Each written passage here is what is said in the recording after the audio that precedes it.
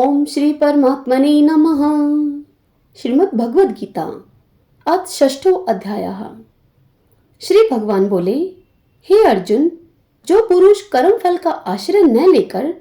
करने योग्य कर्म करता है वह सन्यासी तथा योगी है और केवल अग्नि का त्याग करने वाला सन्यासी नहीं है तथा केवल क्रियाओं का त्याग करने वाला योगी नहीं है। हे अर्जुन, जिसको सन्यास ऐसा कहते हैं उसी को तू योग जान, क्योंकि संकल्पों का त्याग न करने वाला कोई भी पुरुष योगी नहीं होता। योग में अरुण होने की इच्छा वाले मननशील पुरुष के लिए योग की प्राप्ति में निष्काम भाव से कर्म करना ही हेतु कहा जाता है और योगारूढ़ हो जाने पर उस योगारूढ़ पुरुष का जो सर्व संकल्पों का अभाव है वही कल्याण में हेतु कहा जाता है। जिस काल में न तो इंद्रियों के भोगों में और न ही कर्मों में ही आसक्त होता है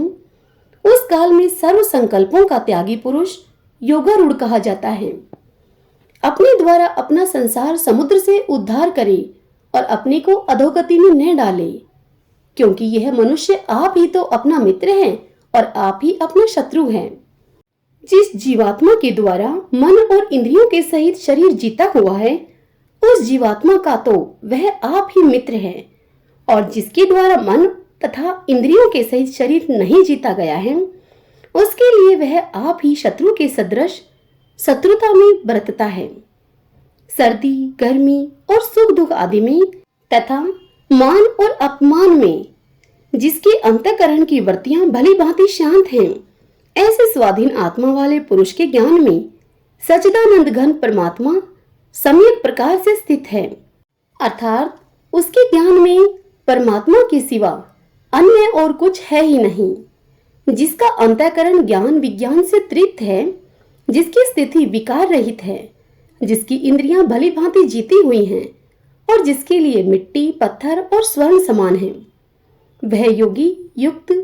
अर्थात भगवत प्राप्त है, ऐसे कहा जाता है। सुहृदय, मित्र, वैरी, उदासीन, मध्यस्थ, द्वेष्य और बंधुगणों में, धर्मात्माओं में और पापियों में भी समान भाव रखने वाला अत्यंत श्रेष्ठ है। मन और इंद्रियों के सहित शरीर को वश में रखने वाला आशा रहित और संग्रह रहित योगी अकेला ही एकांत स्थान में स्थित होकर आत्मा को निरंतर परमात्मा में लगावे। शुद्ध भूमि में जिसके ऊपर कर्मशः कुशा, मृगछाला और वस्त्र बिछे हैं, जो न बहुत ऊंचा है और न बहुत नीचा, ऐसे अपने आसन को स्थिर स्थापन करके उस आसन पर बैठकर चित्त और इंद्रियों की क्रियाओं को वश में रखते हुए मन को एकाग्र करके अंतःकरण की शुद्धि के लिए योग का अभ्यास करे। काया, सिर और गले को समान एवं अचल धारण करके और स्थिर होकर अपनी नासिका के अग्रभाग पर दृष्टि जमाकर अन्य दिशाओं को न देखता हुआ ब्रह्मचारी के व्रत में स्थित भय रहित और भली भांति शांत अंतःकरण वाला सावधान योगी मन को रोककर मुझ में चित वाला और मेरे परायण होकर स्थित होवे। वश में किए हुए मन वाला योगी इस प्रकार आत्मा को निरंतर मुझ परमेश्वर के स्वरूप में लगाता हुआ मुझ में रहने वाली परमानंद की प्रकाष्ठारूप शांति को प्राप्त होता है। हे अर्जुन, यह योग न तो बहुत खाने वाले का, न बिल्कुल न खाने वाले का, न बहुत शयन करने के स्वभाव वाले का और न सदा जागने वाले का ही सिद्ध होता है। दुखों का नाश करने वाला योग तो यथा योग्य आहार विहार करने वाले का, कर्मों में यथा योग्य चेष्टा करने वाले का तथा यथा योग्य सोने तथा जागने वाले का ही सिद्ध होता है। अत्यंत वश में किया हुआ चित्त जिस काल में परमात्मा में ही भली भांति स्थित हो जाता है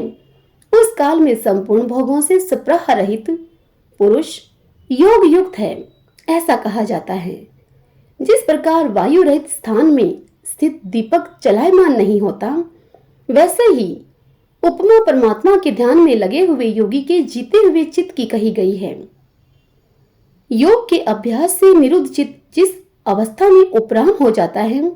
और जिस अवस्था में परमात्मा के ध्यान से शुद्ध हुई सूक्ष्म बुद्धि के द्वारा परमात्मा को साक्षात करता हुआ सच्चिदानंद घन परमात्मा में ही संतुष्ट रहता है, इंद्रियों से अतीत केवल शुद्ध हुई सूक्ष्म बुद्धि के द्वारा ग्रहण करने योग्य जो अत्यंत आनंद है, उसको जिस अवस्था में अनुभव करता है और जिस अवस्था में स्थित वह योगी परमात्मा के स्वरूप से विचलित होता ही नहीं।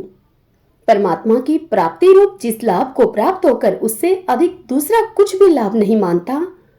और परमात्मा प्राप्ति रूप जिस अवस्था में स्थित योगी बड़े भारी दुख से भी चलायमान नहीं होता, जो दुख रूप संसार के संयोग से रहित है तथा जिसका नाम योग है, उसको जानना चाहिए।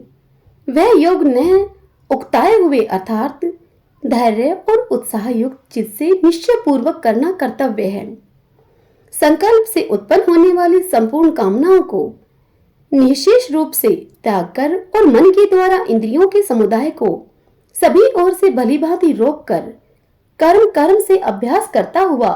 उपरति को प्राप्त हो तथा धैर्य युक्त बुद्धि के द्वारा मन को परमात्मा में स्थित करके परमात्मा के सिवा और कुछ भी चिंतन न करे। यह स्थिर न रहने वाला और चंचल मन जिस शब्द आदि विषय के निमित्त से संसार में विचरता है, उस विषय से रोककर यानी कि हटाकर इसे बार बार परमात्मा में ही निरुद्ध करें। क्योंकि जिसका मन भली प्रकार शांत है, जो पाप से रहित है और जिसका रजोगुण शांत हो गया है, ऐसे इस सच्चिदानंद घन ब्रह्मा के साथ एक ही भाव हुए योगी को उत्तम आनंद प्राप्त होता है। वह पाप रहित योगी इस प्रकार निरंतर आत्मा को परमात्मा में लगाता हुआ सुख पूर्वक पर ब्रह्मा परमात्मा की प्राप्ति रूप अनंत आनंद का अनुभव करता है। सर्वव्यापी अनंत चेतन में एक ही भाव से स्थित रूप योग से युक्त आत्मा वाला तथा सबने संभाव से देखने वाला योगी आत्मा को संपूर्ण भूतों में स्थित और संपूर्ण भूतों को आत्मा में कल्पित देखता है। जो पुरुष संपूर्ण भूतों में सबके आत्म रूप मुझ वासुदेव को ही व्यापक देखता है और संपूर्ण भूतों को मुझ वासुदेव के अंतर्गत देखता है, उसके लिए मैं अदृश्य नहीं होता और वह मेरे लिए अदृश्य नहीं होता। जो पुरुष एक ही भाव में स्थित होकर संपूर्ण भूतों में आत्म रूप से स्थित मुझ सच्चिदानंद घन वासुदेव को भजता है, वह योगी सब प्रकार से बरतता हुआ भी मुझ में ही बरतता है। हे अर्जुन, जो योगी अपनी भांति संपूर्ण भूतों में सम देखता है और सुख अथवा दुख को भी सब में सम देखता है, वह योगी परम श्रेष्ठ माना गया है। यह सुनकर अर्जुन बोले, हे मधुसूदन, जो यह योग आपने संभाव से कहा है, मन के चंचल होने से मैं इसकी नित्य स्थिति को नहीं देखता हूँ, क्योंकि हे श्री कृष्ण, यह मन बड़ा चंचल प्रमथन स्वभाव वाला बड़ा दृढ़ और बलवान है, इसलिए उसका वश में करना मैं वायु को रोकने की भांति अत्यंत दुष्कर मानता हूँ। तब श्री कृष्ण भगवान बोले, हे महाबाहो, निसंदेह मन चंचल और कठिनता से वश में होने वाला है, परंतु हे कुंती पुत्र अर्जुन, यह अभ्यास और वैराग्य से वश में होता है।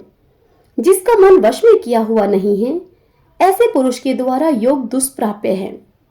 और वश में किए हुए मन वाले प्रयत्नशील पुरुष के द्वारा साधन से उसका प्राप्त होना सहज है, ऐसा मेरा मत है। अर्जुन बोले, हे कृष्ण,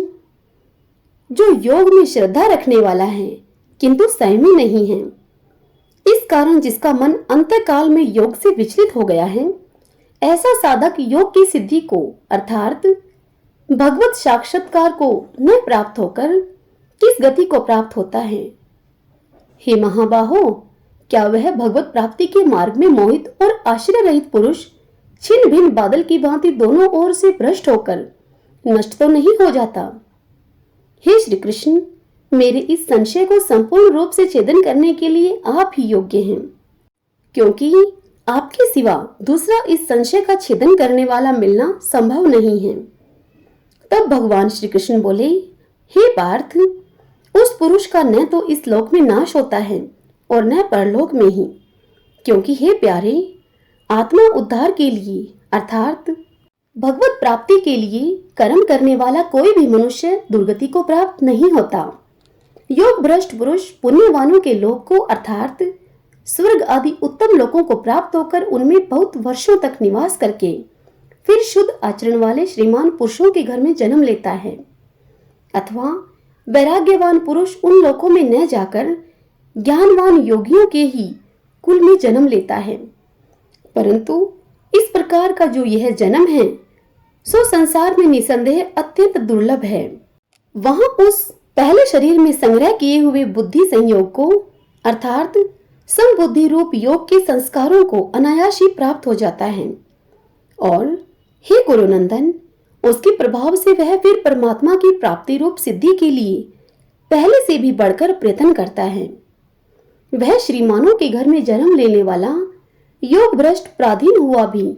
उस पहले के अभ्यास से ही निसंदेह भगवान की ओर आकर्षित किया जाता है तथा समबुद्धि रूप योग का जिज्ञासु भी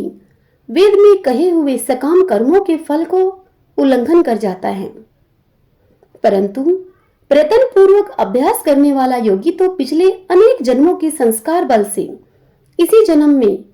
संसिद्ध होकर संपूर्ण पापों से रहित होकर फिर तत्काल ही परम गति को प्राप्त हो जाता है। योगी तपस्वियों से श्रेष्ठ है, शास्त्र ज्ञानियों से भी श्रेष्ठ माना गया है और सकाम कर्म करने वालों से भी योगी ही श्रेष्ठ है। इससे हे अर्जुन, तू योगी हो। संपूर्ण योगियों में भी जो श्रद्धावान योगी मुझ में लगे हुए अंतरात्मा से मुझको निरंतर भजता है, वह योगी मुझे परम श्रेष्ठ मान्य है। हरि ओम तत्सत। ओम श्री परमात्मने नमः।